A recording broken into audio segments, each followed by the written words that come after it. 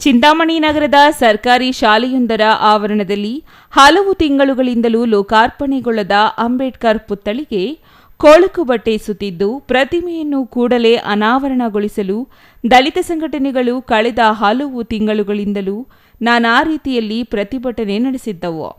ಅಂತಿಮವಾಗಿ ಚಿಂತಾಮಣಿ ನಗರದಿಂದ ಬೆಂಗಳೂರು ವಿಧಾನಸೌಧದವರೆಗೂ ಪಾದಯಾತ್ರೆ ಕೈಗೊಂಡಿದ್ದ ದಲಿತ ಸಂಘಟನೆಗಳ ಒಕ್ಕೂಟದ ಸದಸ್ಯರು, ಮುಖಂಡರು ಗುರುವಾರ ಚಿಂತಾಮಣಿಯಿಂದ ಪಾದಯಾತ್ರೆ ಆರಂಭಿಸಿ ಶುಕ್ರವಾರ ಎಚ್ ಕ್ರಾಸ್ನಿಂದ ಪಾದಯಾತ್ರೆ ಮುಂದುವರೆಸಲಿದ್ದರು.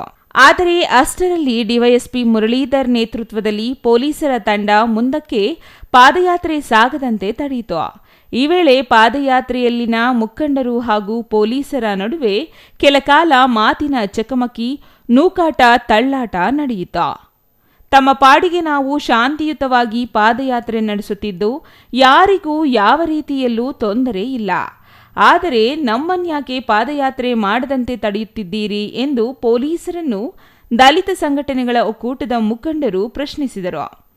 ಆದರೆ ಇದ್ಯಾವುದಕ್ಕೂ ಉತ್ತರ ನೀಡದ ಪೊಲೀಸರು ಪಾದಯಾತ್ರೆಯನ್ನು ತಡೆದು ಪಾದಯಾತ್ರಿಗಳನ್ನು ವಶಕ್ಕೆ ಪಡೆದು ಕರೆದೊಯ್ದು ಜಂಗಮಕೋಟೆ ಹೊರಟಾಣೆಯಲ್ಲಿ ಇರಿಸಿದ್ದಾರೆ. GL Shankar, CTV news, Chintamani.